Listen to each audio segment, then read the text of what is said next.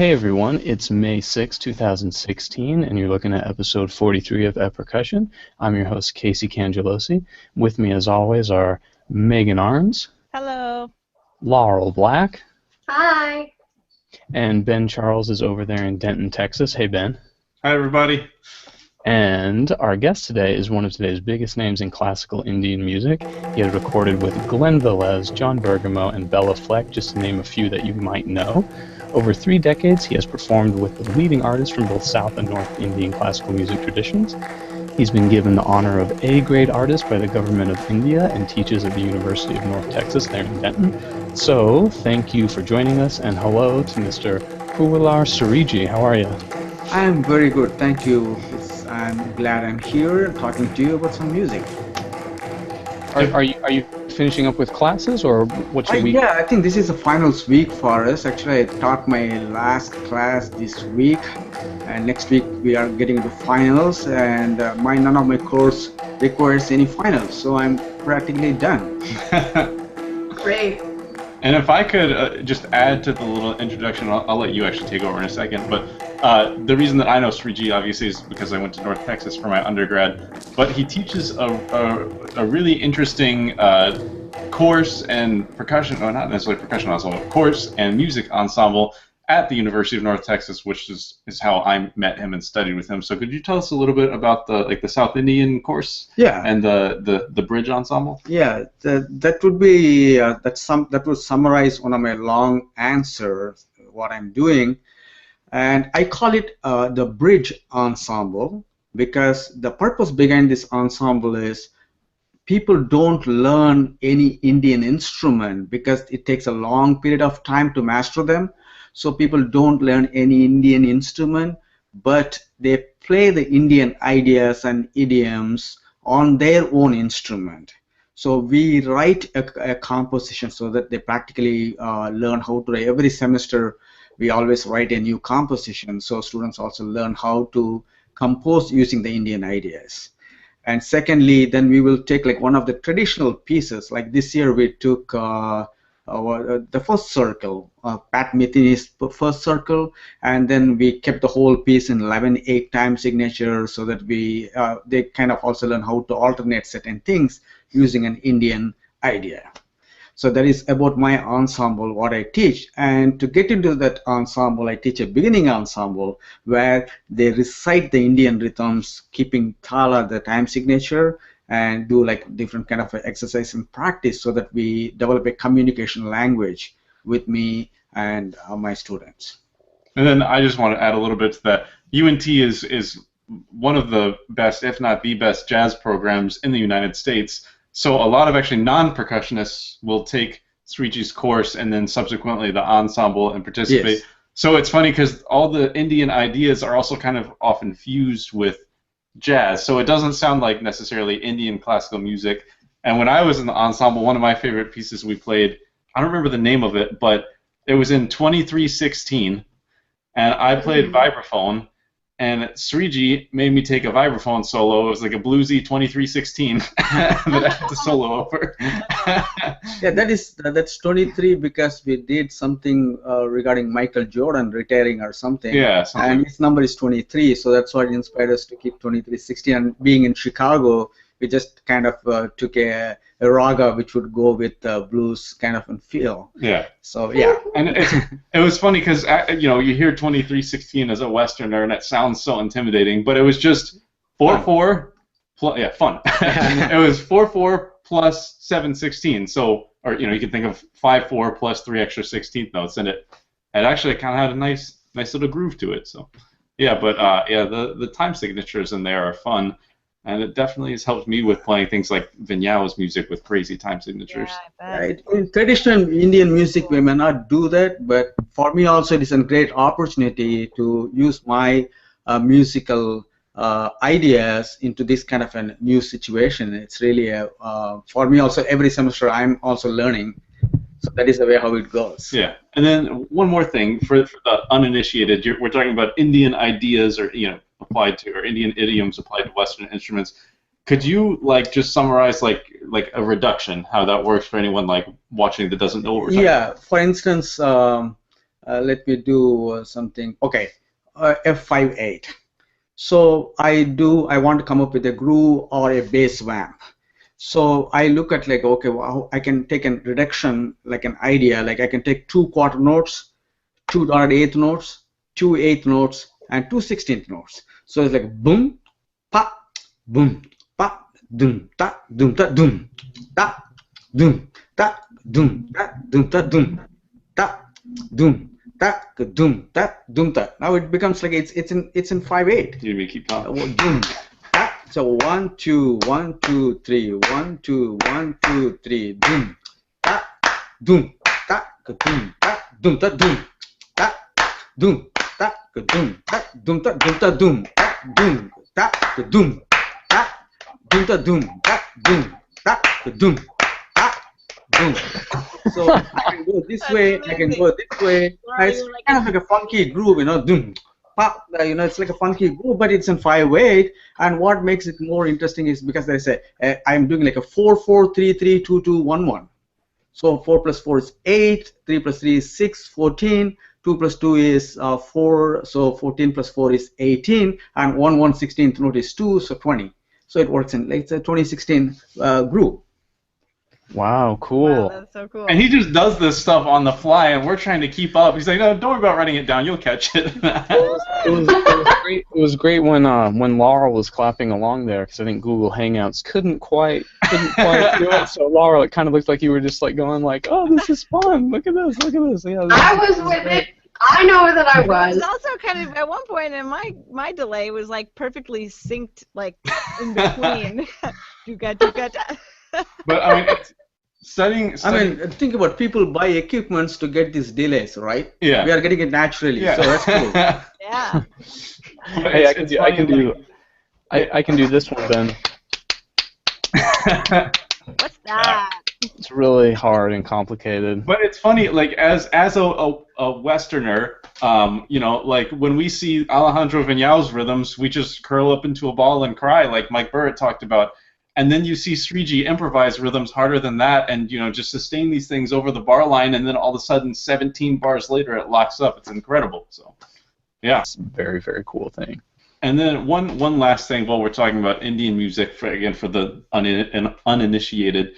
Sriji, you do South Indian music. Could you explain kind of some of the key differences between South Indian and North Indian? It is the basics is like it's the way how because North Indian music is the tabla playing is all about, you know, supporting the melodic player by keeping a ostinato pattern of rhythm. So their thala, when they talk about the thala, it has a specific sounds where you have to have bass, where you should not have a bass, and all those kind of concept.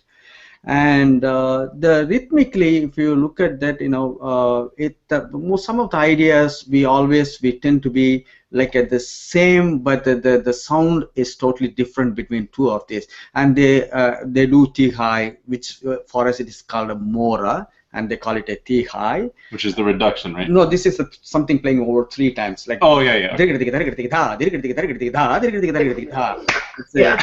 T highs at the end. Oh, did I look like an idiot again? With Yeah, it's way late. So that's kind of not like over here. It wasn't. they play it over 3 times, and we do the same thing. But the thing is, tabla instrument as that itself is a beautiful instrument because it's a lot of finesse. So they play like a lot of patterns, like you know, it just like keeps going on and on and on. They can, whereas my drum cannot do that. It's like a punchy and big sound. So we do like short spurts. Yeah. And whereas in tabla it will be like they will be weaving a long clock before they come and do like a T-high. So because of that necessity, their music takes a different way of thinking how they build the patterns. Yeah. Whereas in the South Indian music, it is all about like how we do like a lot of rhythmic ideas using number game. Yeah. And that is the reason why the South Indian music is a little bit more adaptable to different things, because it is just directly it hits that particular part. Yeah. In tabla playing, it is all about that instrument's beauty. You know, you have to kind of like you have to live with an instrument to be a master of that. So actually, I don't teach since 1996. I left Cal Arts. I decided not to teach anybody my instrument mridangam. If somebody comes, I just tell them point blank, if you want to learn mridangam, I'm willing to teach, but what are you going to do with it? Yeah, wow. Because the history of so many years of maybe, it will be like a non-Indian person is playing a mridangam, that may be a fancy factor, but in India, a 10-year-old kid will be playing materials what you will play after like practicing for 5-7 years. So that instrument does not really translate. You can't use it anywhere except the classical application. It does not really. So in fact, when cajon started coming, I started loving playing on cajon, because now at least I have an instrument where I can play the Indian, my fingering technique, but not to worry about pitches, which the Indian instrument is kind of very much associated with. So that, And for anyone also unfamiliar, I guess if you're listening audio only, you can't see this, but tabla is played from above, and there's a lot of kind of wrist action to change the pitch. The mridangam is played on the sides entirely, and it's a very it kind of reminds me of like marimba technique with rotating side to side, but way more intense than what we do. Is there like Stevens grip and Burton grip? You guys mind about how you... Yeah, dude, definitely. Actually, really, there is one, because to produce a certain harmonic stroke, some mridangam players will use the middle finger, and I will use my ring finger. Casey uses his middle finger a lot. I'm sure we'll get around to it. Sriji, can you tell us about your musical training and how you learned this? Sure, definitely. Tradition? My musical training, I started training in classical music because my father was also a musician. So I was drafted into playing this drum, like when I was 3 years old, I guess. Wow. And so then it became like a part of my life, because it's like brushing my teeth. It's just one of those kind of discipline thing. You have got to play your drum. You have no other choice. So I kept doing it for many years continuously to a point. And then in India, normally, if you are good, it is like tennis. I always compare the Indian music like tennis game, because by age 13, 12, 14, you should be like in a pro level. And so because you will know whether you are going to make it or not. So most of the Indian musicians' entry into the music field, like performing, will be from anywhere between age 9 and 14. So once you start that, then you do like you start gigging and you start like playing a lot of concerts. That's the way I started. And also in India, because of the musician's security purpose, we always do a non-music course on the side. So mine is something like an CPA. I have to do on the side an accounting degree, because if I don't make it as a musician, I need something to live on. And India being so competitive, so all the musicians would have another degree. They won't go for a music school. They will just because music is always privately learned one-on-one. And by age 14, you are already performing. You don't need to go to college again to learn about what you are already doing. So we always did like some other courses on the side. So you have a CPA? Yeah. Wow. That's amazing. My taxes? That's amazing. Very cool. So that is the way how it works, if you so that is my career. And then as far as the world music is concerned, I don't know anything about it as I was in India. For me, coming to America, that's where I got exposed. I came initially in 1986 to teach at San Diego State University. They had an ethnomusicology program. Dr. Robert Brown was instrumental in bringing me to United States to teach at San Diego State. So that's where, in San Diego State at the time, they had Afro-Cuban, and then they had a gamelan. They had both Javanese and Balinese gamelan. So I was just like introduced to all these kind of different genres. And after moving to CalArts is where my learning process started, because I had a great mentor in me, John Bergamo, who encouraged me to do all these kind of things, like, hey, you should be doing this. Don't worry about them playing this drum. Why don't you come and do this? Let's sit down and compose together. So basically, he kind of showed me a way to develop as a composer using percussive ideas. And also, the school was a liberal school, so they let me do what I wanted to. So my experimental ensemble started. I call it SNU when I was in CalArts, South, North, East, West. So I call it new ensemble. And some of those guys from the now they are like they have like groups like what is that Hands Ensemble. Yeah. All those people were students at the time, and one of my very first time I did something. At the time Julie Spencer was a student there at CalArts, so she kind of like wanted to play in marimba, some Indian thing, and so we wrote something together, and then she played on that. So then I go like, oh, it sounds great. It's not because she sounded great as usual. Like not a player either. So that kind of initiated my thought process of having this kind of a cross-cultural ensemble. And when Bob Shitroma, when he was in sabbatical, he came to LA to visit me in CalArts, and he saw what I'm doing. He thought his students at UNT should have this experience. So then I used to fly back and forth between UNT and CalArts. And then I was tired of driving in LA, so I chose Denton as my home. And then I had one other question. You were talking about your training from a very young age. Yes. I remember you saying something about studying math at a young age and like having to learn your times tables up to 17. Yeah. So, that is the way in India. In India, when you are by second grade, you should have multiples of up to 17 or 18. You should memorize that. And kids do memorize that as a rhyme. They don't know any meaning of what is 13 is, but they will say what is 13. If you ask, they will have an answer, but they memorize like a rhyme. And then later it comes very handy when you are doing when you grow up. Then you go like, oh, you know everything now. You don't need any computing equipment to find an answer. But then so that mathematical training, the Indian music is so mathematical in the structure, so that obviously plays in as well. Yeah. For example, let me give a thing like grounding. What's 14 times 17? Yeah, it's like when they did the grounding in India, they would go like, okay, they will give us a small puzzle and ask us to solve that. Then only we can come out of the room. So like I remember one of this thing when I was in third grade was I have to do like 4, double of 4, and double of 4, and all this should be in a 4/4. Like 1, 2, 3, 4, 1, 2, 3, 4, 1, 2, 3, 4. But it should be in 4/4. Now it is not in 4/4 because you have still 8 note rest after that. 1, 2, 3, 4, 1, 2, 3, 4, 1, 2, 3, 4, 1, 2. So now we were kind of challenged to take care of that. Now we have to. Then we have to think hours together. Then I go like, oh, if I do it in septuplet, I can do that. You know, like 1, 2, 3, 4, 1, 2, 3, 4, 1, 2, 3, 4, 1, 2, 3, 4, 1, 2, 3, 4, 1, 2, 3, 4, 1. So if I'm in septuplet, I can do that. So that answer we have to at that age to find it out, because that frustration of your being grounded.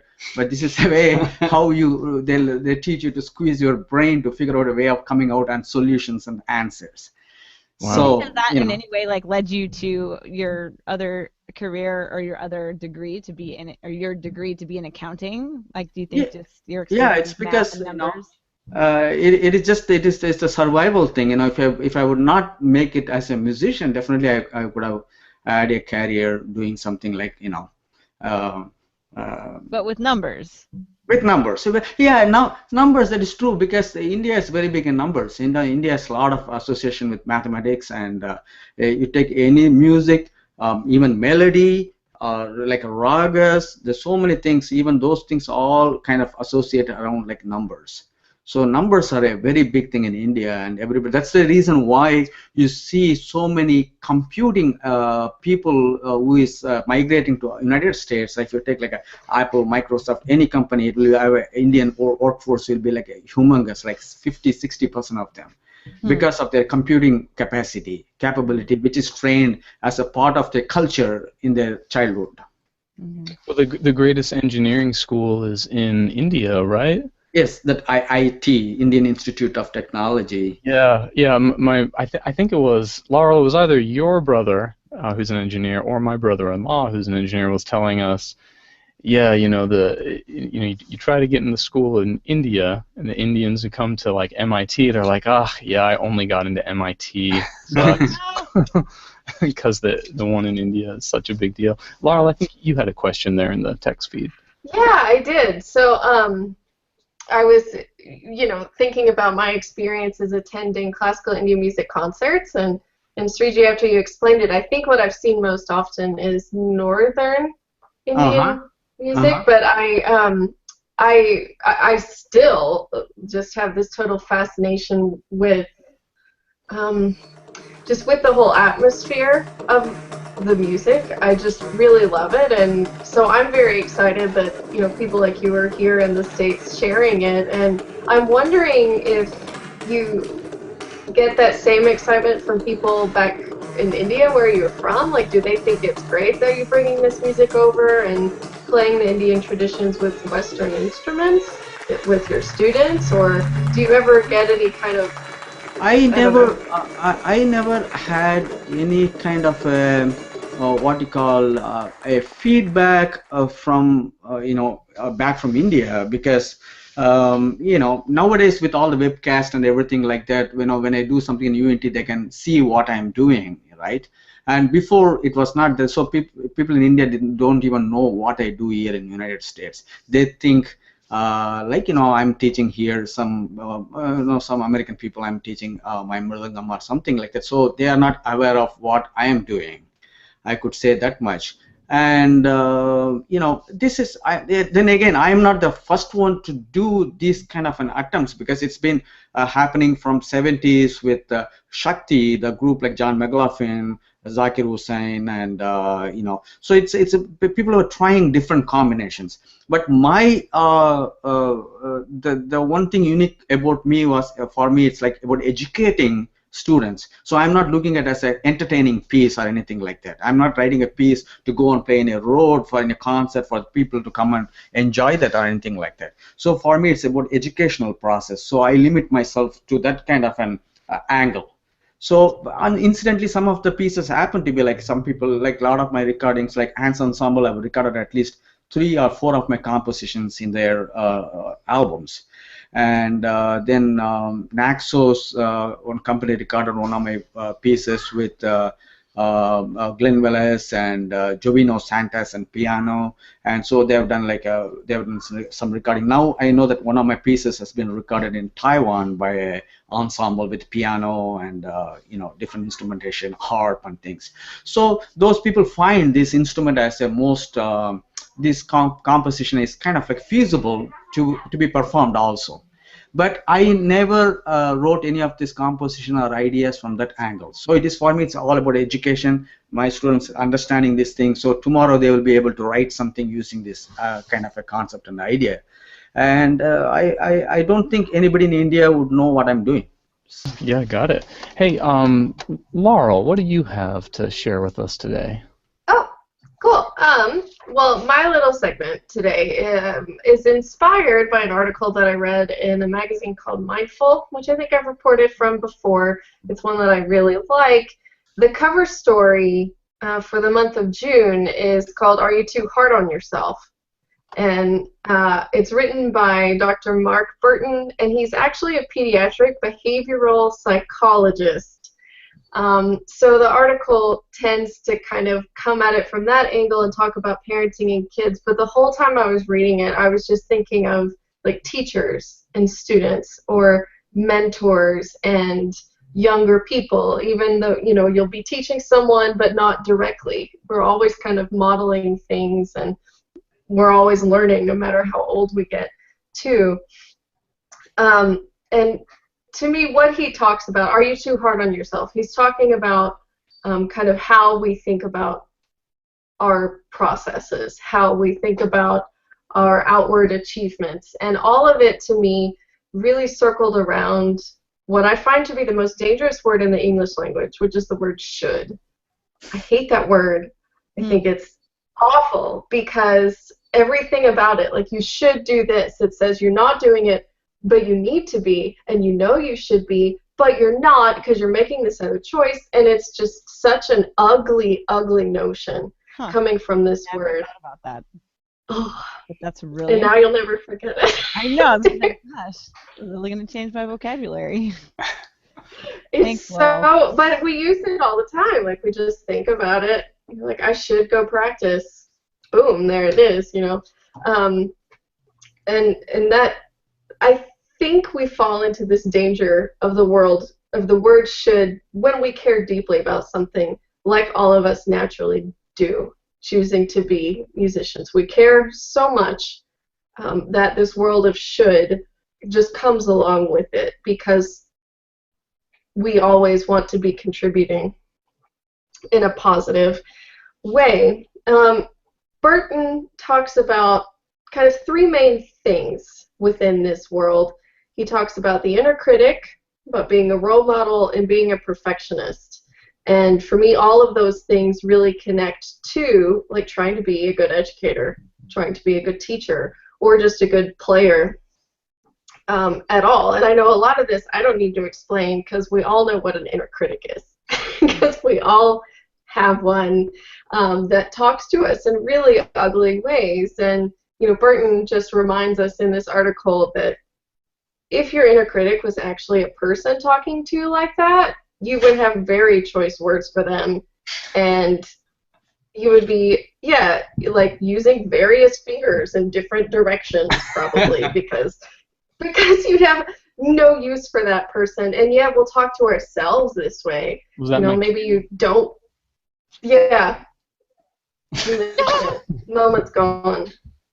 You missed it. We'll feel like, maybe you don't have a desire to work at the moment. Like maybe you're really overwhelmed, but you feel like you should. And there's that word.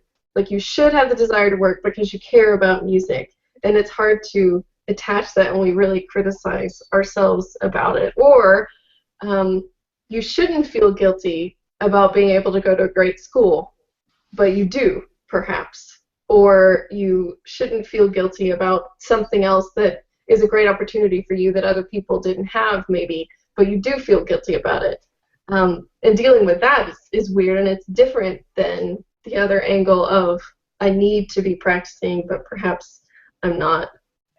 The second thing about being a good role model, I remember like distinctly when I was teaching full-time at a school, and everybody here can talk about this, how you're keenly aware of like everything you're doing. They see like the way you handle every situation, especially if there's a tension with a student, is really tough. And I remember teaching like music appreciation classes, and Casey was much better at those than me because he could fire back the bullshit so fast. And I would just stand there and be upset for a minute and then be like, well, you can just leave. And I would just kick him out of my class, which in a way is not really dealing with it.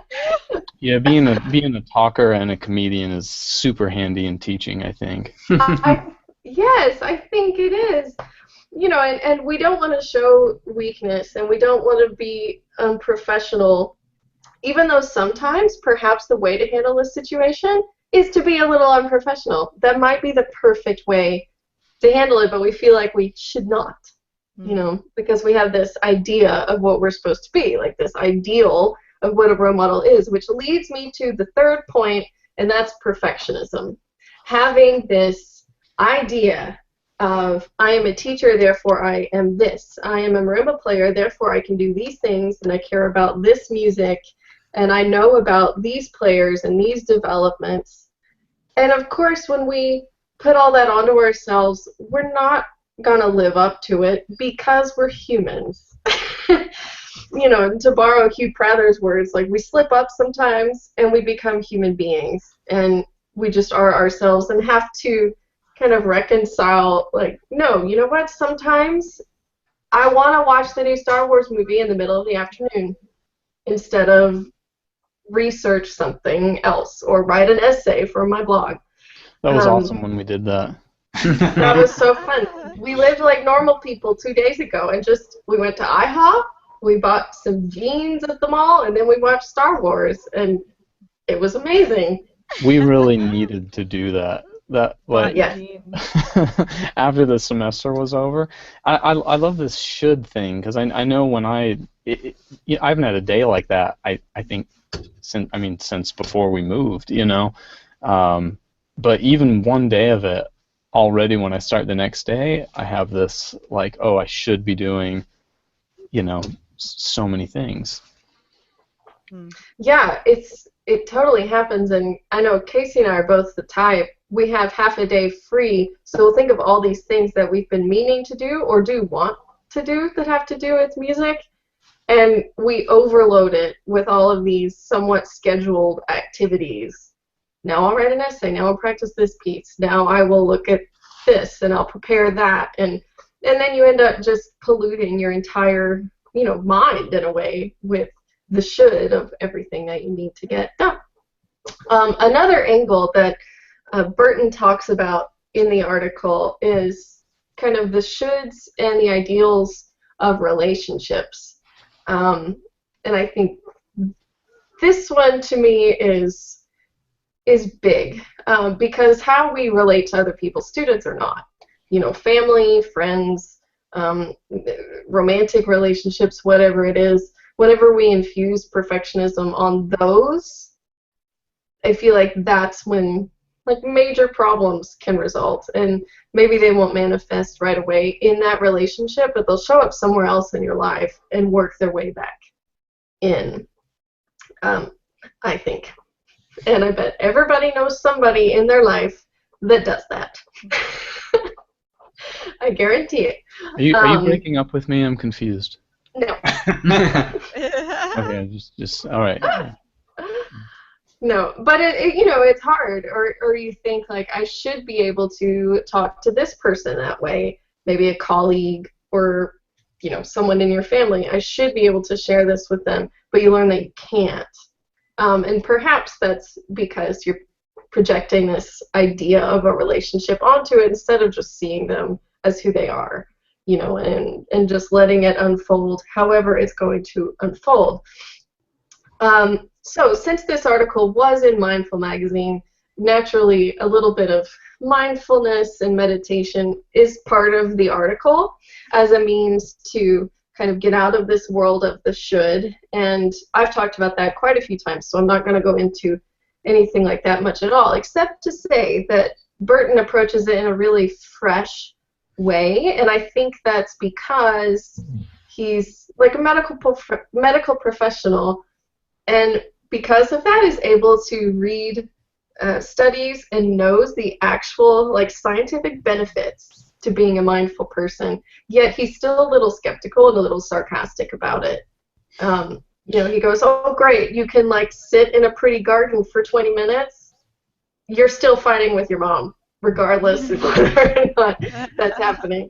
And so it's just kind of a really fresh way of looking at it. So I wanted to share that with you guys today and with our listeners, just because I think it's very easy for us to become too hard on ourselves. So this is in the June issue of Mindful Magazine, if anyone wants to check it out. Yeah, great. And actually, when we were talking about this, I would like to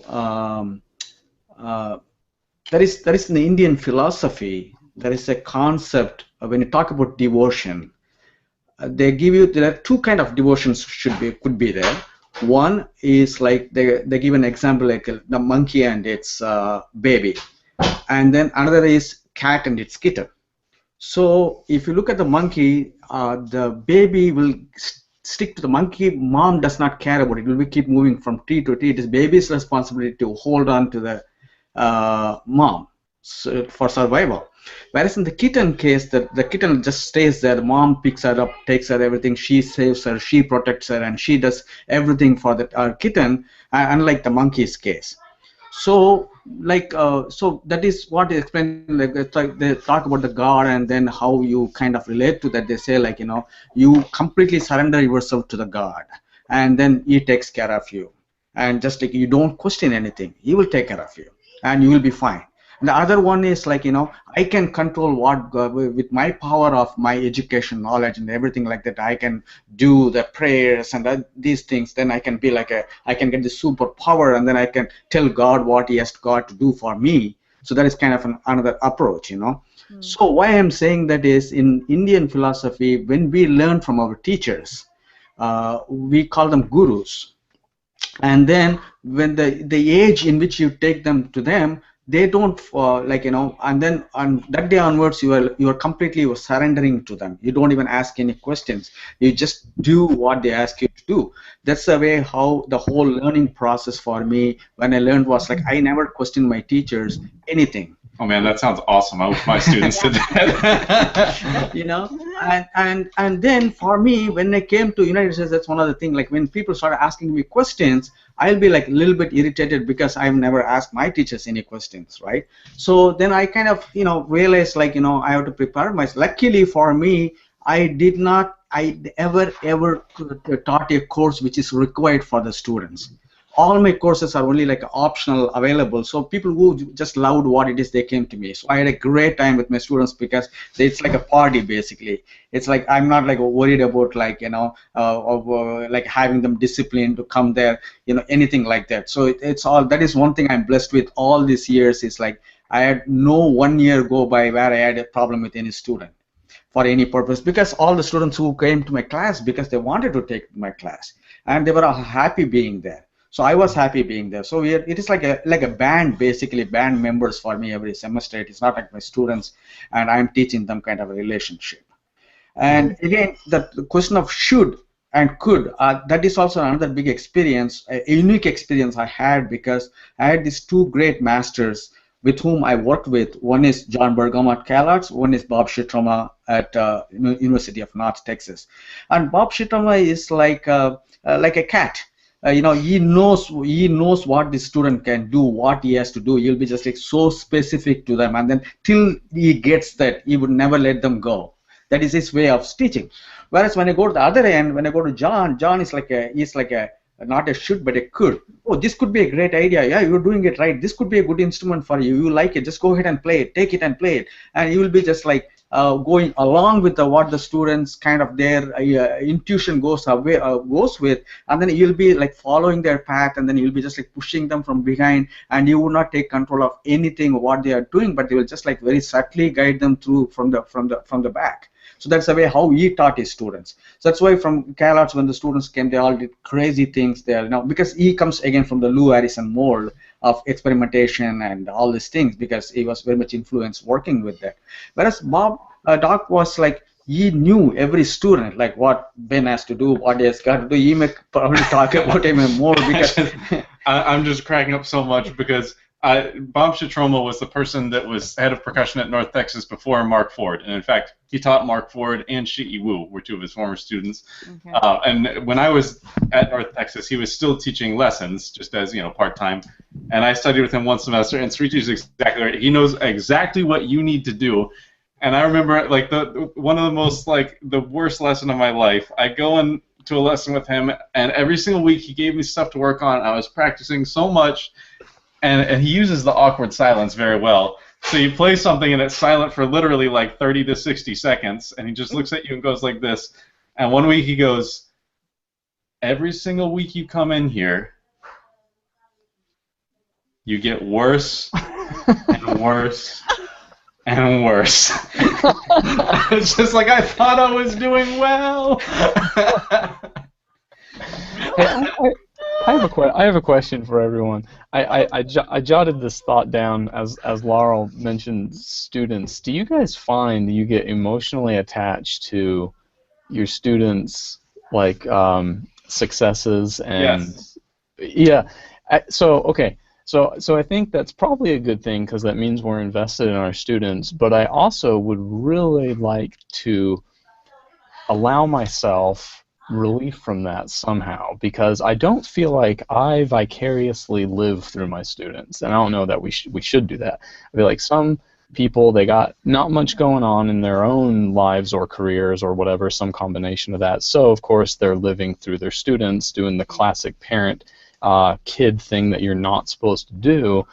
And they might force them to do things that, you know, take competitions, whatever, blah, blah, blah, because they themselves are living through them. So I don't feel like I do that. But yet when I have a student that I feel like is not doing what they're supposed to be doing or what they should be doing, I really, man, it like keeps me up at night. That word anymore, not allowed. Right. No, I know. Right. And it's like, man, but I don't know where should goes into that. So I guess it's just, okay, I shouldn't let this bother me. So it's like, okay, they're not into this, they don't want to do it, but yet they're still signed up for it, they're still enrolled. And of course, I'm already thinking like, man, don't make me make you do this. This is music. I love this. Like, I've given my whole life to this, and I love it so much. And here you're like putting me in a situation where I'm like making you do it. I don't want to make you do it, dude. Just get out. Like, just don't do it. You don't have to do this. Yeah. So I don't know. Like, you can hear already, I'm getting ranty about it. But well, I mean, it's interesting what Sriji said about it. He's like, my course is always an elective. No one's required to study with me. And it's like, well, in a way, all of studying music is an elective. I mean, you know, like if you don't love music, but the I guess the gimmick is that music theory is so different from music education and music performance, and all these things are so different that you might really want to do this part, but this part, you know, doesn't appeal, which doesn't excuse you from it, but yeah. Yeah, I guess that's where the problem lies. So yeah, I don't know. I mean, maybe it's that I need to remind myself of and say like, man, don't get emotionally involved when they're. One thing that I find is I won't name names, but I was talking to someone that taught applied lessons of some instrument at a college, and this person was saying to me, they were saying, oh, my students don't practice. And I was like, well, what do you do to make them want to practice? And it's like, yeah, of course, like they should practice. And if you're teaching at Juilliard, your students will practice or they will get out. But unless you're at a school like Juilliard, there's not a whole lot you can do if someone's not practicing. So, like, you know, it's your job at that point to be an inspirer and, you know, be a really great teacher. And I hate to say it, but make them want to practice, which is a tough thing to do. Master. Yeah. Like our drum line is like that in T, like, you know, yes, like, you know, everybody. Then see, this is like, you know, when you in the very beginning, when you set up a set of rules, and that is the most important thing. You cannot change in the middle. When you do the teaching thing, you cannot like improvise on that kind of a line. You have to have a vision like what you want to go with. And that is what one thing I always did was students to be. And as you said, you know, I when the students are successful, you know, it's pride. You know, I'm very happy one of my students like is successful. But sometimes when I want the student to be like what I want them to be, and they don't, you know, sometimes it could hurt you. Like, you know, that's the same thing you're talking about. I can tell you one example of that. Why I stopped teaching Mridangam the student was I had this one great student in CalArts, and he was majoring in South Indian drumming, and I used to teach him like 6 hours a day, 8 hours a day, and then I took him to India, and then I had him in India, like going to all the concerts, and, you know, really like training him so hard, and he came to a point where he can perform and so on and so forth. And he was a great drum set player also, and he was studying drum set from Peter Erskine. And this student name, by the way, his name is Dan Morris, is no more. He passed away, he died. But Dan, for his survival and living, he became a percussionist with, and he was traveling with them, touring with them as a percussionist. And he totally, like all the Indian thing, whatever I did, he just got rid of everything. And when I know that his instruments are going to be sold, that kind of really pained me, because I put so much of efforts and time and tried to make him to be a mridangam player. Then that is the time, but I said I have to study, I have to get a lesson out of this experience. So the lesson out of this experience is learning my drum and spending that kind of hours is not practically going to work, because it's a world where as a student, as soon as you graduate, you have to know where to, you have to have some kind of income coming to you. By playing an Indian drum, you are not going to make it, because I'm not making it either. So the only way I can do is like, okay, you know, then I go like, okay, this is a hard learned lesson. So from that day onwards, I said like, you know what, if somebody's going to learn this instrument, I'm not going to spend that kind of hours and time and just like live through them, and then in the end you end up like getting frustrated. So that is not going to happen.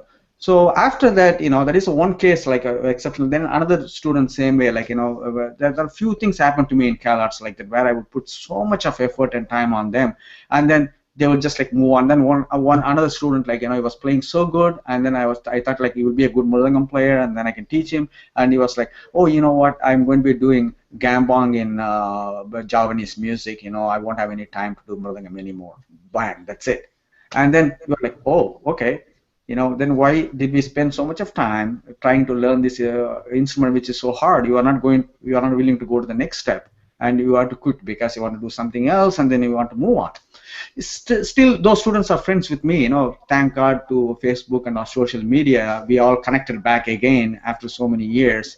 And then, we all talk about a lot of different things, their experiences and what they are doing. And I was very glad to know some of them always tell, like, being in your class, the way how you do it, relaxed and everything like that. So that's the way how I'm teaching my students and everything. So, when you hear those kind of feedbacks later, 15, 20 years later, it does definitely feel something I've done is right kind of feel, Yeah, yeah. Well, I think you just helped me a little bit because I think with your wording, it's like you're giving this thing away and giving it, and if they're not taking it, you're like, well, why am I doing this? Like I want to pass this art on, I want to pass this thing I love on, and if I'm like if they're not accepting it, then yeah, what am I doing? Yeah. So that is one of the reasons, again, in the Indian philosophy, it says like knowledge is like you have to keep, as a teacher, you have to keep your knowledge in your hands, and your students have to open your hands and take it. Then they will treasure it. But if you start giving to them like this, it will just go down, and they're not going to catch it. So always they should know that it is in your hands, and they should come and open your hands and take everything out of what you have, and then they will treasure it and trust it. Otherwise, it's going to be like you give anything more than whatever it is, all going to be wasted. Yeah. Well, and I think most of them do that. There's always just the one or two that have maybe having a rough semester or something, and they just seem, oh, I don't want to do it. I'm not interested, and it's like, man, that should be fine, but it bothers me so much. It's because they're supposed to be doing these things and they're not, and I just wish it didn't bother me. It's like, man, that's cool, go do your other thing, that's great, but it keeps me up at night. Yeah, and it shows that you care and you're invested. It's like, when you get nervous about a performance, it's because you care about it. It's, if you could turn that off, I think it would be a bad thing, actually. Yeah, I mean, no thanks. I mean, I should stop talking to you guys, it's making this harder. Hey, it would be good for your mental health, but bad for your musical health, I guess you could say. Maybe so. Yeah, yeah, maybe so. Yeah. According to Dr. Mark Burton, you just have to let go of your ideal that they should always want to do exactly what you want them to do, or what you think they should do. Yeah, sure. Yeah. I will say real quick, I know we're trying to get to Megan, who has a super cool topic to talk about, but what Laurel just said about get rid of your ideal, I used to get so mad in performance when I would miss a note. Like, if you miss a note, you're playing well, then all of a sudden you miss a note, and it's like, oh, that wasn't supposed to happen. And then you play worse after that. And I've, like, relatively recently have learned to accept that everyone I've seen play marimba or percussion in general, I've seen make a mistake. I haven't seen Laurel and Megan play in real life, so they might not make mistakes. But Casey, I've definitely seen. Oh, I make but at a certain point, it's like, yeah, it's a live performance. Shi Wu misses notes, like, so what? And so, like, I was performing a few days ago, and I had one of my mallets slip a little bit in my hand and kind of screwed up. And it's like, okay, in the 30 minutes of music that I just performed, this much of it had like glaring error. That's a pretty good average, That's the worst thing when you're recording and you're not doing any fancy recording studio stuff, punch in, punch out, multi-track, blah blah blah. You're not doing any of that. You're just doing like YouTube recording or whatever, and you've been trying and trying and trying, and then you've got it, and the take's going so well, and then you realize like, oh man, this is it. I could be done. And then you miss the last note of convariations. Right, and then you miss the last little bit because you're like, oh man, I could go home. This could be the last take. Yeah. It's terrible, yeah. And just like, it's so interesting what we do. Like, other fields are higher stakes, like surgeons and things like that. But so many other fields are just focused on the outcome of a process. Whereas music, all that matters is the time of the process, like the The quality process, of yeah. the time of the process. Like Well, just if there's- performing a piece in public, great, but it's all this stuff that matters, and it The sets thing us is, apart. if there's a high risk heart surgery and it goes poorly and the patient dies, no one celebrates, but we understand that that's a high risk scenario and something's going to go wrong. A high risk performance, I think, is the same thing. You might screw up, and we take it upon ourselves so much, but of course, that's why it's called a high risk scenario. You know. Actually, Oh, yeah. I have this experience of there is a recording company called Water Lily Acoustics. Have you heard about that? No. It's in Santa Barbara. Check their recordings, Water Lily Acoustics. And he's a one-man army. His name is Kavi Alexander. He's the recording engineer. He uses a single microphone on a 1-inch tape. It goes stereo on 1-inch tape. And then his philosophy is like he does not like editing. He does not like mixing. He does not like any of those things. So it is just like whatever you play, you will put in a church, you will record what you play, and then you will kind of make takes out of it, and then you will just make it an album. All his album has no mixing or no equalization, nothing. It's everything whatever microphone records out of your natural sound. That is his philosophy. So he did like he presses like single side LP for audio files and stuff like that, even in those days. And in any case, so when I recorded for him, there was this one project he did. He called it a tabula rasa, which means a clean slate. So he brought artists who have not known each other like any part of time. That's where first I met Bella Fleck. I don't know who Bella Fleck is. Bella Fleck did not know who I am.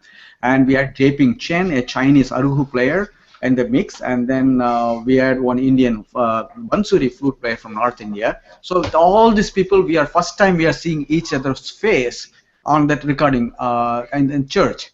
So he said, like, talk whatever you want, you make music, the recording is going to be on for all the time. So whatever comes out of it is going to be the album. So we like 2 days we just like discussed about it, trying to like oh, your instrument is G, okay, I brought this drum which is in this pitches, all this kind. And then this was one interesting thing we were trying to do, like I had like a tune my drums in different pitches, I was hitting it, and then Japing was trying to play, and then Bella Fleck was trying to be, it was just like a little canon thing for like 2-3 minutes. We were just like randomly doing it, just and nothing came out of that idea. So we dumped that idea and we moved on. And then we did something else. And then very interestingly, Kavi thought that would be a piece. So that became like the central piece of the whole album. And that is what that piece was, the one which kind of got into the Grammy nomination, because it was a pretty cool thing. And he called it a clean slate, that piece itself, because it's just so the idea of the recording sometimes for me is like when I go to a recording studio, I'm not looking for perfection. I'm looking for what I'm capable of that day. So I'm just going to perform that. If it comes with error, it is going to come with error. And then, because we are in a point at the time, even your error should be music. Then you become a real musician, so, because you make that error with some kind of an aesthetic sense or with some kind of this thing. And so I'm like a one-take person. I'm not like a second take. I'm not going to like go edit or anything like that. So I'm played once, that's done. It has a couple of mistakes there. It is okay. Let it be there. That's that's what I produced that day. So why should I artificially manipulate in what I did? So Yeah. same approach I tell my students when they perform in the concert, like my ensemble concert. I said, you know what? If you just like let us also discuss about these things. If you are making a mistake at this point of time, just keep on moving. That like don't get like there are sometimes my ensemble has crashed in the stage, like in the sense like they never got the downbeat at all. So just like if you don't get the downbeat, just like finish and then bow. That's it. People will clap. Not when I was.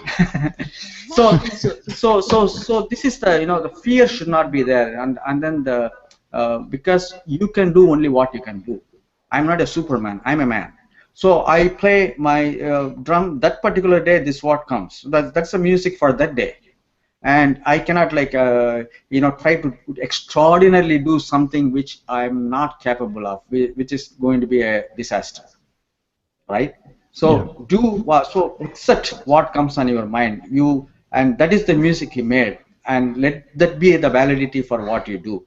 And don't try to alternate the course because something you feel this should have been done. You know what I mean? Yeah. So that philosophy is like, listen to all the albums he made. He has made like incredible albums with so many people. He has recorded Rosario Richie playing all this like very famous violins, like one single, but everything is one take. You know, such a great experience, kind of working with that his ideas and thought process, and then then I go by the same intuitive when I play also, and most of the time it does not really that much. So then you take cautious, like when you play, okay, today this may not work. Let me go with this. Wow, great. Hey, Megan, you apparently, according to this chat feed, have been to India, and you have a story. Yeah, so I was just thinking, Sriji, we've learned so much from you about education and music making and philosophy, and I think that just cross-cultural communication is what this world needs more of, the most of, and I think by communicating with each other and learning about all our different cultures, that is going to be what saves us. Like, I really firmly believe that. And I think, I've been thinking about that through the course of the podcast and hearing you speak, and it made me want to share one of my stories about visiting India. I was only there for about 10 days, but it was for a concert with A.R. Rahman. And it was a connection through UNT, through Paul Rennick. And it was a group of, maybe you already know that we did this, but there's a group of 7 of us, females, that went and played in 2012 with AR, and it was an incredible experience. I had never been to India. I didn't know much about India. What were you playing exactly? Well, we were playing, so it was a concert of his music. So for those of you who don't know who A.R. Rahman is, let me just give you a few details about him. He's an Indian composer, singer-songwriter, music producer, musician, and philanthropist. His works are noted for integrating Eastern classical music with electronic music, world music, and traditional orchestral arrangements. He's won 2 Academy Awards, 2 Grammy Awards, a BAFTA Award, a Golden Globe, 4 National Film Awards, just award-winning composer. And he's been nicknamed the Mozart of Madras, and Tamil commentators and fans call him Isai Puyal. Is that how you say it, Sriji? The musical storm. So he's a Bollywood film composer. And what is it? Music cyclone. Music Puyal cyclone. means cyclone. Oh, yeah. So cool. And you would recognize his music from Slumdog Millionaire, probably. Jai Ho, A.R. Rahman. So we were playing Western instruments on some of arrangements of his tunes. We weren't playing on everything, but this concert was in Chennai, the region where he was from, but a lot of his music is sung in Hindi, not Tamil, which is spoken in Chennai.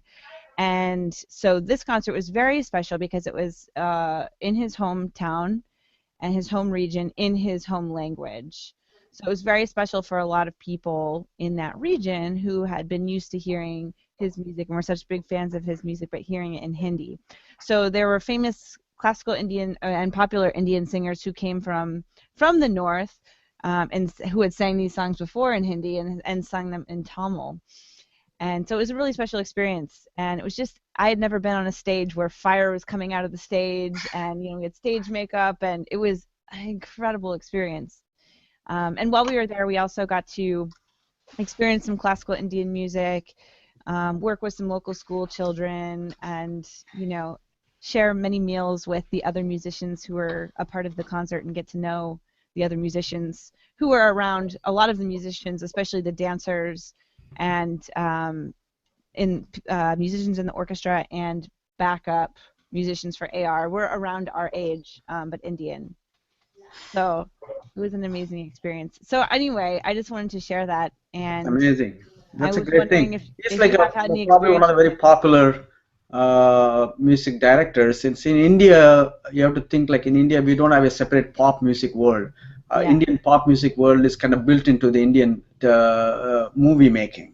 Yeah. So all the pop singers, like that, the advantage, I always said that advantage of Indian pop singers, you don't need to look beautiful.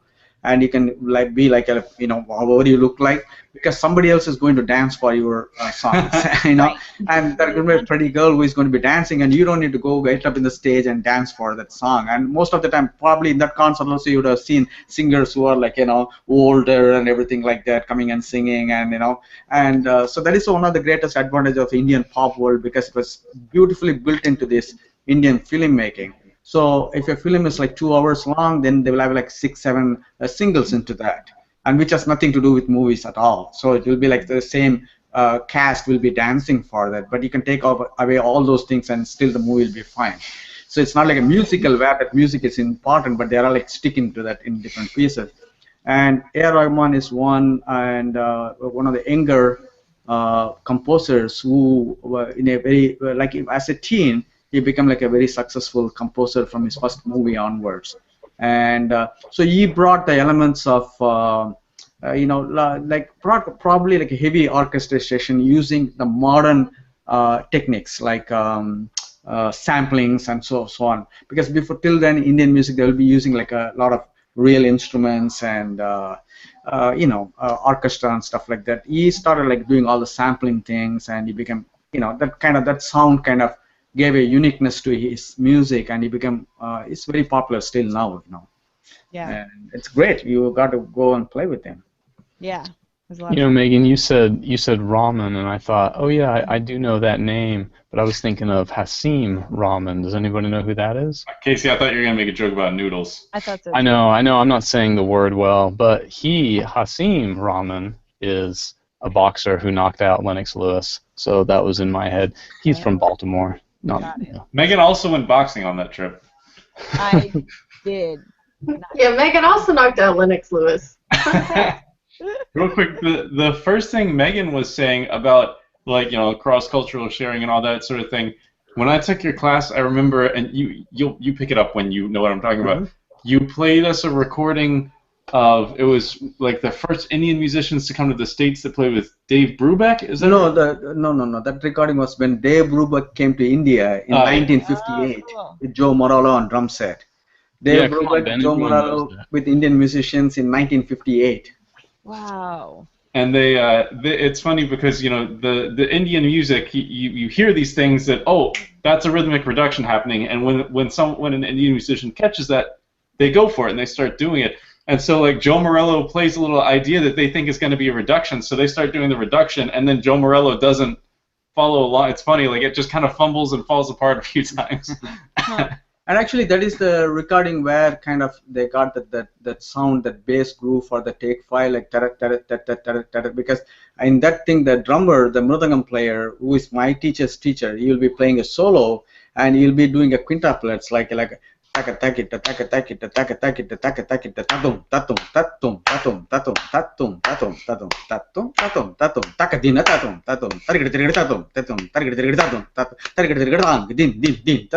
so you will develop. Keep going. Yeah, that's awesome. So and he will also do the takita din din din takita din din din takita din din takita din din takita din takita din takita din din din takita din din din takita din din din. And that's a little reduction with that from the improvisation, and then a T high like takita din din din takita din din din takita din din din to finish his development into that. So he has played quintuplets on that. On 4/4, but they heard it as a 5/8 in their ears. So kind of that kind of rhythm was one of the. Then I think Take 5 is 1961. So it took them a few years after trip to come up with some idea with 5 in their band. What my favorite thing about all this, like the Indian music, is that. Like I teach drum set to my students, and which obviously heavily relies on improvisation, and Indian music also relies on improvisation. But so many people think improvisation is making up things on the spot, which it's not at all. It's pulling from a preconceived vocabulary, and then with the Indian music, you have certain rules that you apply to a certain vocabulary, and like the structure of Indian improvisation, I think, is so refreshing and actually so sort of easy to grasp. Whereas with Western music, we have one bar in a jazz piece that says "fill," and it's like, what do I do with that? So I say always, I never played anything which I don't know. whatever I played is premeditated, and then just the decision making of to play that may be like spontaneous, but that particular chunk I always compare my Indian music as like a Lego toys, because I have so many Lego toys in my brain, which is small pieces of stuff. So when you ask me to play something in 11, then I put this Lego toys which will make 11, and then I develop like that. So I can put this, I can put this. That's kind of my improvisation. So I take from a pre-chunk which is in my mind, and then I just kind of connect them all together. That's so perfect. Yeah, so it's just like it's the same thing when I develop my solo. It's like you are giving me, I'm in a Lego land basically, you know. And then you are asking me to make something, then like whatever comes to my mind, I put them all together, I build it up and do that. That's the way. So there is no surprise element as improvisation. Yeah. What most of the people think when you say improvisation, they go like, oh, why, it's like, how did he play this amazing in 15 beat? I said 15 beat cycle is nothing, but it's like a 4/4. But the only thing is 4/4, you are adding a 2 and 2. For 15, you are maybe adding 11 and 4. That's for 11, you are making like, what is 15?